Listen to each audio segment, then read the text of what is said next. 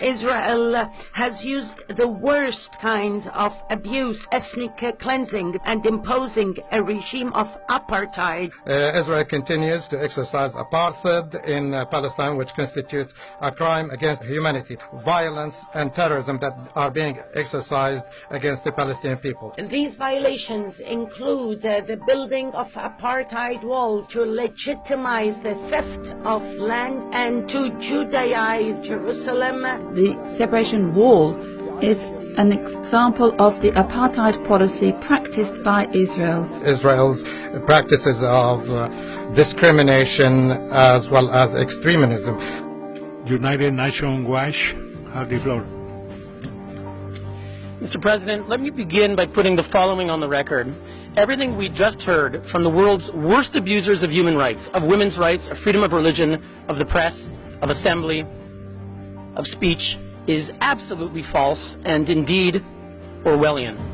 Today's report does not consider Israelis to be deserving of human rights, consistent with the approach of this Council, where today's notorious agenda item against Israel completely ignores their human rights.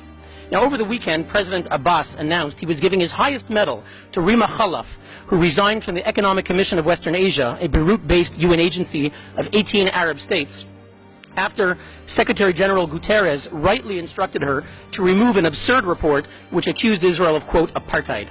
Mr. President, why is Mr. Abbas celebrating a report written by the notorious Richard Falk after his own Palestinian mission here tried in 2010 to remove Mr. Falk on the basis that he was, quote, a partisan of Hamas, as we know from WikiLeaks? The accusation against Israel is absurd.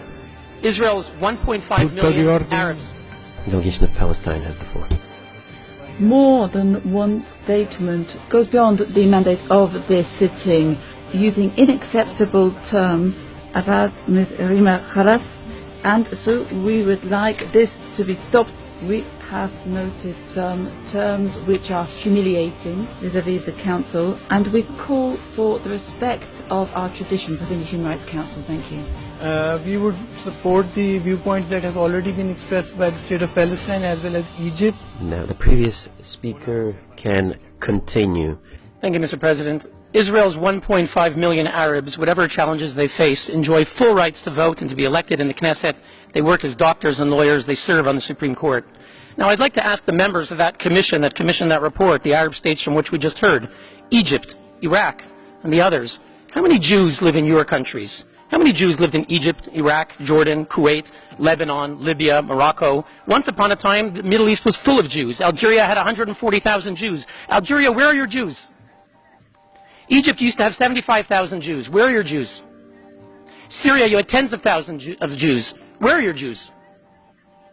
Iraq, you had over 135,000 Jews. Where are your Jews? Mr. President, where is the real apartheid? Why is there a UN commission on the Middle East that does not include Israel? From the 1960s and the 70s, they refused to include Israel. Where is the apartheid, Mr. President? Mr. President, why are we meeting today on an agenda item singling out only one state, the Jewish state, for targeting? Where is the apartheid, Mr. President?